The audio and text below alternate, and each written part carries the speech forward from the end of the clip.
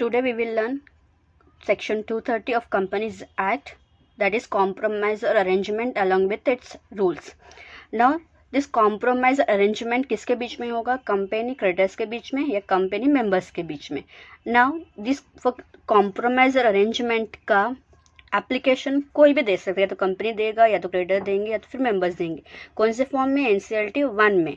जब किसको फाइल करेगा? वो ट्राइब्यूनल को फाइल करेंगे. जब एनसीएलटी 1 हम लोग फाइल कर रहे ट्राइब्यूनल को, तो उसके साथ साथ दो और चीज़ फाइल करना पड़ेगा. Those are notice of admission in the form NCLT 2 and an affidavit in the form NCLT 6. Affidavit में कौन सा चीज़ मेंशन होगा वो हम लोग देखते हैं.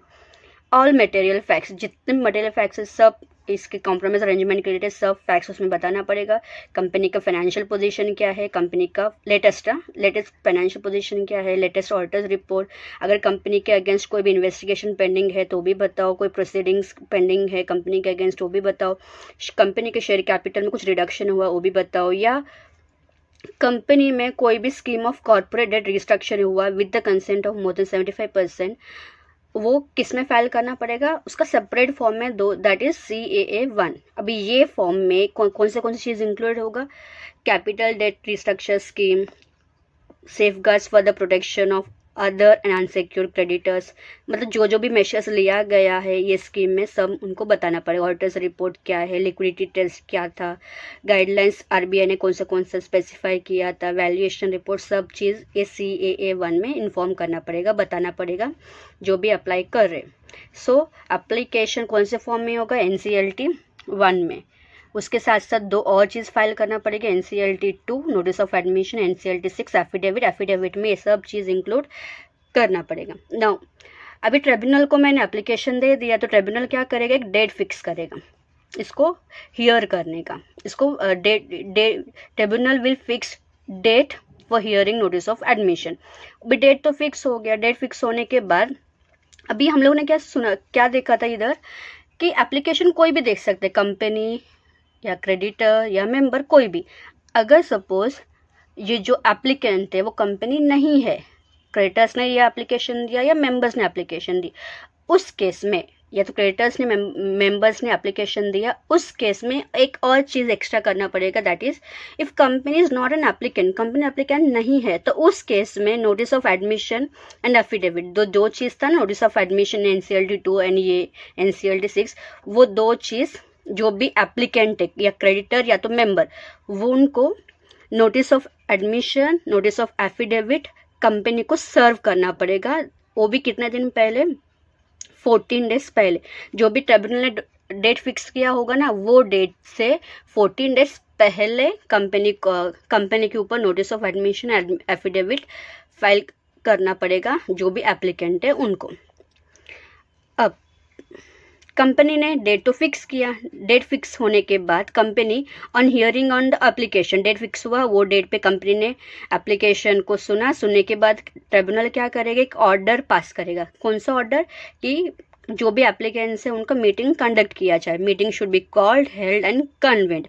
फिर मीटिंग का डेट फिक्स करेंगे, मीटिंग का टाइम क्या होगा, फिर एक चेयरपर्सन का, ये सब काम कौन करेगा? ट्रिब्यूनल करेगा.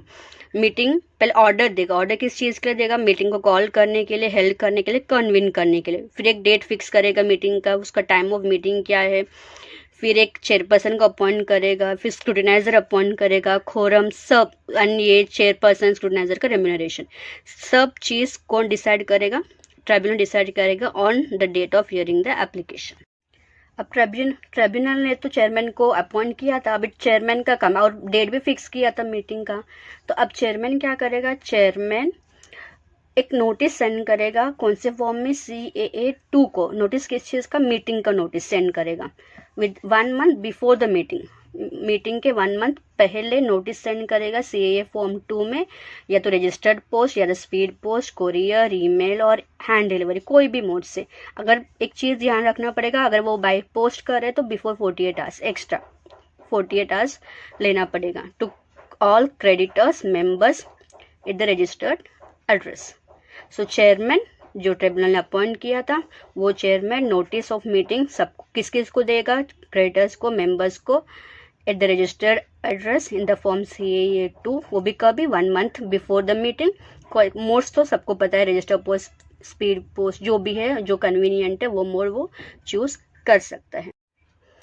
अब नोटिस में कौन सा चीज़ इंक्लूड करना पड़ेगा वो देखते हैं। Notice should contain method of voting. Method of voting कैसे होगा? Postal ballot, proxy vote with in 1 month of receipt of the notice. अगर पोस्टल बैलेट के थ्रू है तो विद इन 1 मंथ, नोटिस मिलने के 1 मंथ के अंदर अंदर वोटिंग होना चाहिए। अब नोटिस में क्या क्या इंक्लूड होना चाहिए?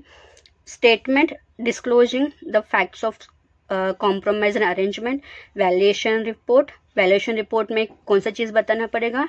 विच effects of compromise arrangement on creditor, KMP, promoter, non promoter, debenture holders, directors, इन सब के ऊपर कॉम्प्रोमाइज अरेंजमेंट का क्या इफेक्ट पड़ने वाला है, उसका भी रिपोर्ट क्रेडिटर्स को, मेंबर्स को बताना पड़ेगा। अभी जो नोटिस दिया था मेंबर्स को, वो नोटिस सेबी के वेबसाइट में, कंपनी के वेबसाइट में, स्टॉक एक्सचेंज के वेबसाइट में, अगर कंपनी लिस्टेड है तो सेबी और स्टॉक एक्सचेंज के वेबसाइट में तो बताना ही पड़ेगा। अब ऑफकोर्स कंपनी का तो रहेगा ही वेबसाइट में।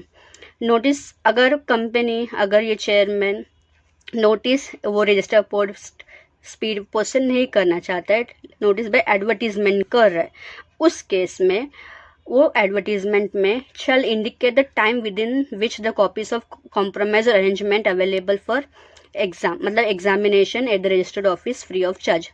अगर एडवर्टीजमेंट के थ्रू नोटिस सेंड कर रहे, नोटिस को एडवर्टीजमेंट कर रहे, तो उसमें चेयरपर्सन को क्या टाइमिंग है और कौन से टाइमिंग पे ये सब कॉपीज अवेलेबल होगा रजिस्टर्ड ऑफिस में, वो टाइम भी मेंशन करना पड़ेगा। That should be free of charge. अगर कोई भी मेंबर्स को ऑब्जेक्शन रेस करना है तो रेस कर सकते, लेकिन कंडीशन क्या रहेगा?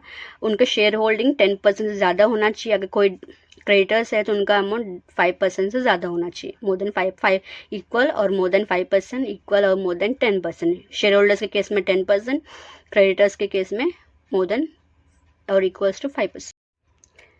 एक बार नोटिस मेंबर्स को, क्रेडिटर्स को सेंड करने के बाद वो नोटिस किसको सेंड होगा? Central government, that is RD, regional director, income tax department, RBI, SEBI, registrar, respect stock exchange, official liquidator, competition commission of India का जो भी पर्सन है, मतलब any person likely to be affected, सबको नोटिस सेंड करना पड़ेगा। और नोटिस सेंड कौन करेगा? ऑफकोर्स चेयरमैन करेगा। अगर इनको कोई रिप्रेजेंटेशन करना है तो they can give the representation with in 30 days. और किसको देगा रिप्रेजेंटेशन? ट्रिब्यूनल को भी देगा और कंपनी को भी देगा। सो इनको भी हम लोग नोटिस सेंड किया, क्रेडिटर्स को नोटिस सेंड किया था, मेंबर्स को नोटिस सेंड किया था, एंड लास्ट इनको भी नोटिस हम लोगों ने सेंड किया। अगर इनको रिप्रेजेंटेशन देना है तो विद इन 30 डेज दे सकते हैं। किसको दे सकते हैं? ट्रिब्यूनल और कंपनी को। अब चेयरमैन, नोटिस सेंड करने के बाद chairman within 7 days before the date fixed for meeting, जो भी मीटिंग का डेट फिक्स हुआ उसके 7 डेज पहले एक रिपोर्ट सबमिट करेंगे। कौन सा चीज़ का report? Stating that the directions regarding the issue of notice advertisement duly complied with, मतलब जो भी ट्रिब्यूनल ने डायरेक्ट किया था, जो भी उन लोग ने डायरेक्शन दिया था, चेयरमैन ने फुल ऑन कंप्लाई किया है। इसका एक रिपोर्ट बना के कितने दिन पहले? 7 डेज पहले, मीटिंग के 7 डेज पहले ट्रिब्यूनल को सबमिट करेगा। अब ये सब चीज़ होने के बाद मीटिंग हेल्ड होगा। मीटिंग में वोट किया जाएगा। 3/4 क्रेडिटर्स या मेंबर्स वोट करेंगे, एग्री करेंगे टू कॉम्प्रोमाइज अरेंजमेंट। ये सब एग्री होने के बाद कंपनी का auditor shall file certificate accounting treatment in compromise arrangement confirming with accounting standards. मतलब एक कंपनी ऑडिटर का एक फर्ज बनता है कि उसको भी अपना एक सर्टिफिकेट इशू करे कि जो भी कॉम्प्रोमाइज अरेंजमेंट में जो भी अकाउंटिंग ट्रीटमेंट होने वाला है, दैट इज मतलब वो अकाउंटिंग स्टैंडर्ड्स के अकॉर्डिंगली है।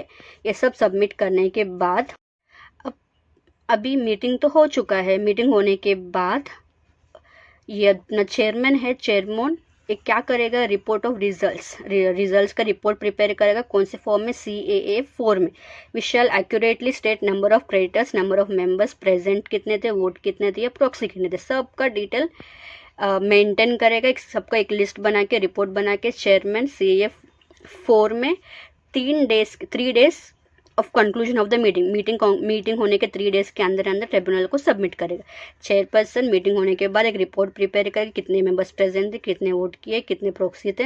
CAA 4 में रिपोर्ट प्रिपेयर करेगा। प्रिपेयर करने वो भी कितने दिन में प्रिपेयर करेगा? 3 डेज से अंदर मीटिंग होने के 3 डेज के अंदर प्रिपेयर करेगा। एंड वो रिपोर्ट किसको सबमिट होगा? ट्रिब्यूनल को।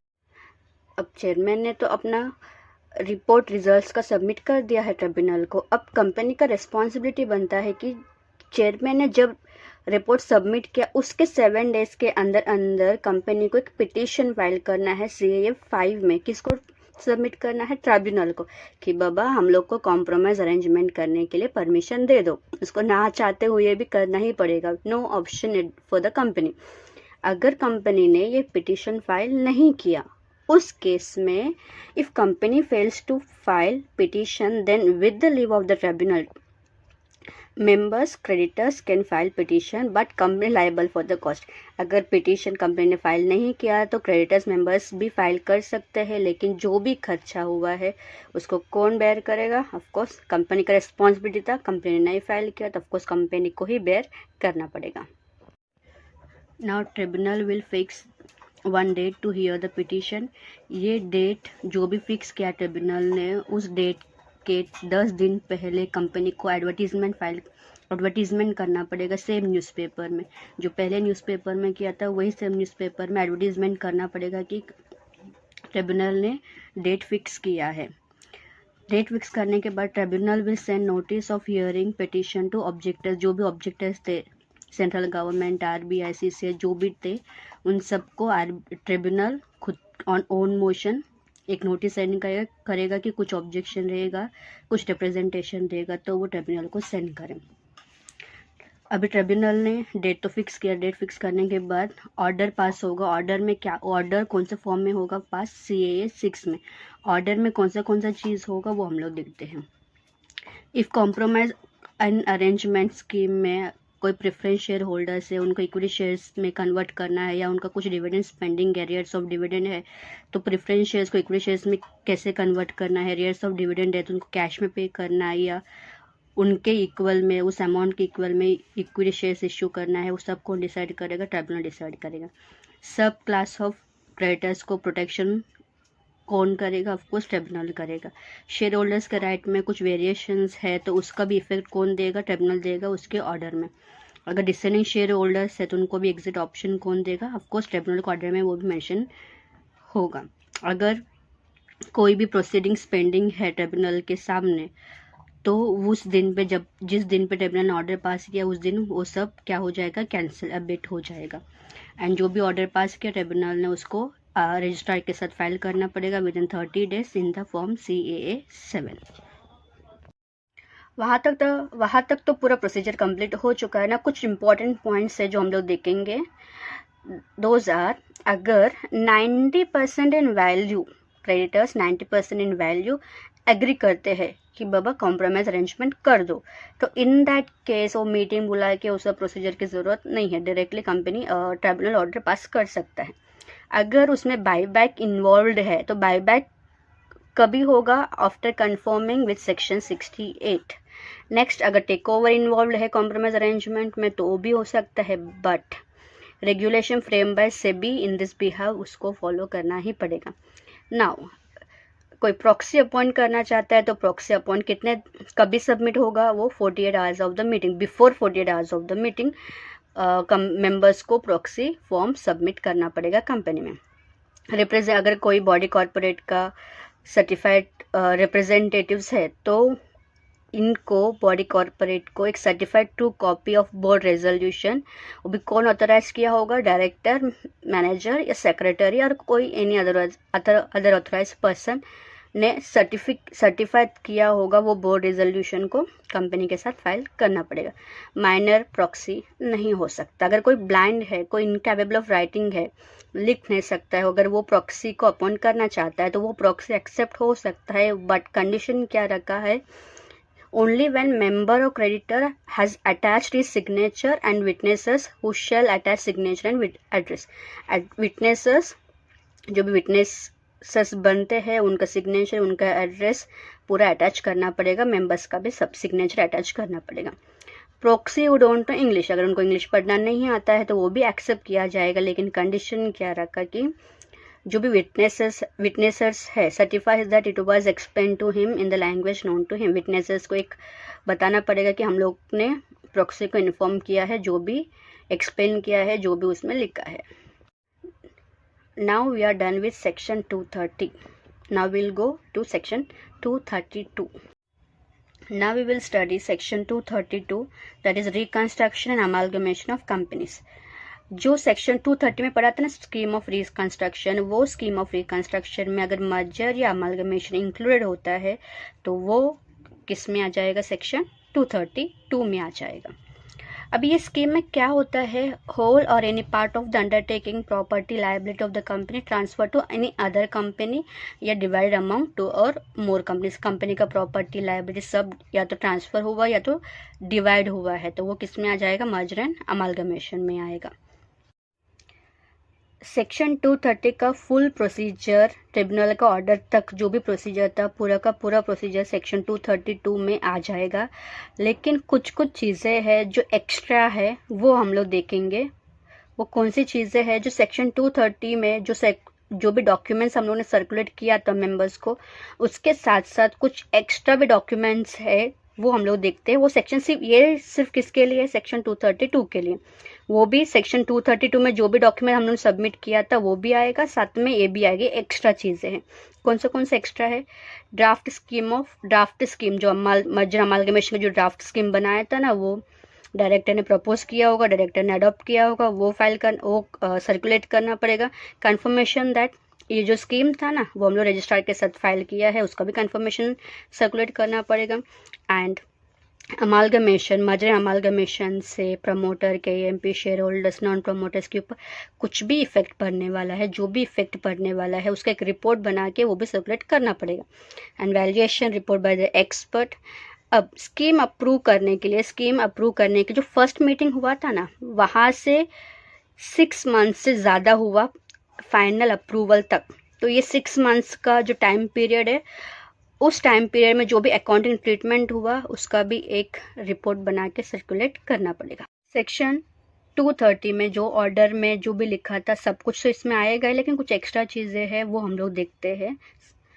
फर्स्ट क्या है, ट्रांसफरर कंपनी का सब कुछ किस में ट्रांसफर हो जाएगा, ट्रांसफरी कंपनी में। कौन से डेट पे, on the date fixed by them, हम लोगों ने आपस में कुछ डेट फिक्स किया होगा उस डेट पे, या तो ट्रिब्यूनल ने जो डेट ऑर्डर किया उस डेट पे।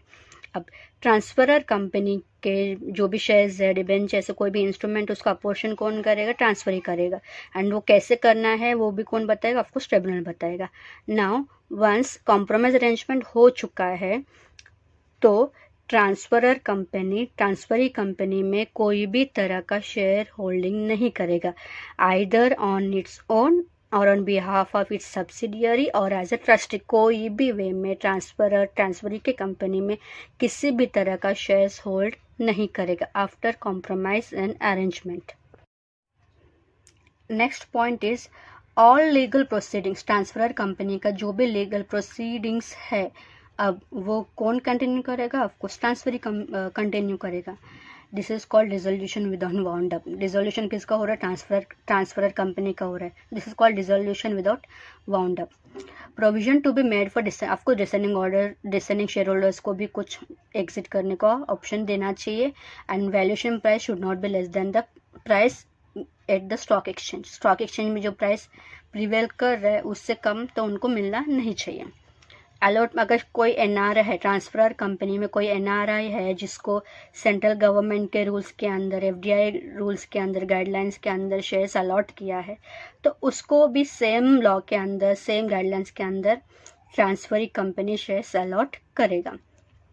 ट्रांसफरर कंपनी के सब एम्प्लॉयज अभी किसके बन जाएंगे, ट्रांसफरी कंपनी के बन जाएंगे। वे पहले ट्रांसफरर लिस्टेड था, अब वो किस में मर्ज हो गया, ट्रांसफरी में मर्ज हो गया। ट्रांसफरर लिस्टेड था लेकिन ट्रांसफरी अनलिस्टेड, तो मर्ज होने के बाद ट्रांसफरी ऑटोमेटिकली लिस्टेड नहीं बनेगा। उसके लिए जो जो प्रोसीजर लगता है ट्रांसफरी कंपनी को, वो सब प्रोसीजर फॉलो करना पड़ेगा, तब भी जाके वो लिस्टेड बन सकता है, ना कि ट्रांसफर लिस्टेड है तो ये भी लिस्टेड होगा। नेक्स्ट पॉइंट इज डिसोल्यूशन होने के बाद ऑथराइज्ड, अभी ट्रांसफरर कंपनी का जो भी कैपिटल तो किसमें मर्ज हो गया, ट्रांसफरी कंपनी मर्ज हो गया, तो ट्रांसफरर कंपनी ने कुछ तो फी पे किया होगा ना कैपिटल पे, तो वो फी जो कैपिटल के ऊपर पे किया है वो सेट ऑफ हो जाएगा अगेंस्ट ट्रांसफरी कंपनी। आपको इसका कैपिटल बढ़ जाए ना, ट्रांसफरी कंपनी का कैपिटल बढ़ जाएगा बिकॉज इसका भी कैपिटल इसमें इन्वॉल्व हो जाएगा। तो जो भी उसने फ़ी पे किया है वो फ़ी वापस ट्रांसफरी कंपनी को पे करने की ज़रूरत नहीं है। जो ट्रिब्यूनल ने एनसीएलटी ने जो ऑर्डर पास किया है that order should behave like a sale deed. आपको सेल हो रहा है ना, ट्रांसफर कंपनी का सब कुछ ट्रांसफरी में हो गया, तो indirectly behaves like a sale deed. And जो भी ऑर्डर पास किया है ट्रिब्यूनल ने उसको 30 डेज के अंदर अंदर आरओसी के साथ फाइल करना है। Order clear indicates that appointed date will act as effective date. अब कुछ एक्स्ट्रा पॉइंट्स है वो भी देखते हैं हम लोग। कंपनी ट्रिब्यूनल का ऑर्डर CAA 7 में आएगा, इन द फॉर्म CAA 7 में सेक्शन 232, उसमें CAA 6 सेक्शन 230 में। नाउ पूरा स्कीम कंप्लीट होने तक कंपनी को एक स्टेटमेंट फाइल करना है इन द फॉर्म CAA 8 में, and that statement should be certified by CA practicing company secretary और कॉस्ट अकाउंटेंट। वो भी कितने दिन, जो ट्रिब्यूनल ने डेट फिक्स किया, कितने दिन ट्रिब्यूनल ने फिक्स किया उतने दिन पे, या 210 days from the end of each financial year, जो भी डिसाइड किया होगा वो। अब ये पूरे प्रोविजन के साथ सेक्शन 232 का कोई भी प्रोविजन के साथ कॉन्ट्रावेंशन होता है तो उनका पनिशमेंट है 1 लाख to 25 लाख। ऑफेंस किया है तो 1 ईयर और 1 लाख और 3 लाख और both. We are done with section 232 along with its rules finally. Now we will see section 231, that is power of tribunal to enforce compromise or arrangement. एक बार ट्रिब्यूनल ने order pass कर दिया तो ट्रिब्यूनल के पास ये राइट्स होता है, ये पावर होता है कि उस अरेंजमेंट को, उस स्कीम को सुपरवाइज करे कि बराबर हो रहा है कि नहीं हो रहा है। अगर वो इम्प्लीमेंटेशन में कुछ ट्रिब्यूनल को ऐसा लगता है कि कुछ नहीं हो सकता है तो tribunal on its own motion खुद से या किसी के एप्लीकेशन से कुछ डायरेक्शन इश्यू कर सकता है, ऑर्डर में कुछ मॉडिफिकेशन कर सकता है, वो ट्रिब्यूनल के ऊपर डिपेंड होता है। अगर ट्रिब्यूनल को लगता है फ्यूचर में ऑर्डर पास करने के बाद कुछ डायरेक्शन, कुछ मॉडिफिकेशन होने के बाद भी ये स्कीम इम्प्लीमेंट करना पॉसिबल नहीं है, उस केस में ट्रिब्यूनल क्या करेगा, वाइंडिंग अप का ऑर्डर पास कर देगा। नाउ ये सेक्शन आने से पहले कुछ प्रीवियस लॉ में अगर कोई वाइंडिंग अप का, दिस कॉम्प्रोमाइज अरेंजमेंट का ऑर्डर पास किया है तो section 231 will prevail over that section. मतलब ये सेक्शन के अंदर प्रीवियस लॉ के अंदर किया रहेगा तो भी ट्रिब्यूनल के पास राइट्स होता है कि उसको सुपरवाइज करे। Compromise arrangement and amalgamation rules 2016, rule 21 तक हम लोग पढ़ चुके हैं। Now will study rule 22। Rule 22 report on working of compromise और arrangement. Tribunal on its own motion और the request of interested person एक ऑर्डर पास करेगा कि बाबा रिपोर्ट सबमिट करो कि काम कहाँ तक हुआ है, तो कंपनी लिक्विडेटर रिपोर्ट सबमिट करेगा। रिपोर्ट सबमिट करने के बाद ट्रिब्यूनल को कुछ लगता है कि कुछ मॉडिफिकेशन करना है, कुछ एक्स्ट्रा ऑर्डर पास करना है, तो ट्रिब्यूनल के ऊपर डिपेंड है, वो पास कर सकता है। Now will see rule 23, liberty to apply. Any question regarding working of compromise arrangement, कोई भी पर्सन ऐसा लगता है कि ये मतलब जो भी ऑर्डर पास किया कुछ क्वेश्चंस है तो बिंदास कंपनी, क्रेडिटर, मेंबर, लिक्विडेटर कोई भी बिंदास ऑन इस ओन मोशन अप्लाई करेगा ट्रिब्यूनल को, तो ट्रिब्यूनल उसके बेसिस पे डायरेक्शंस देगा, या तो कुछ मॉडिफिकेशन करना है उस क्वेश्चंस के बेसिस पे तो वो कर सकता है। Next is rule 24, liberty of the tribunal. अभी इसमें अप्लाई किया था ना उन लोगों ने, अप्लाई करने के बाद ट्रिब्यूनल को ऐसा लगता है कि बाबा इसका मेरे को एफिडेविट चाहिए, तो tribunal on its own motion, on its own liberty उसका एफिडेविट मांग सकता है। सो now we're done with section 231 along with its rules.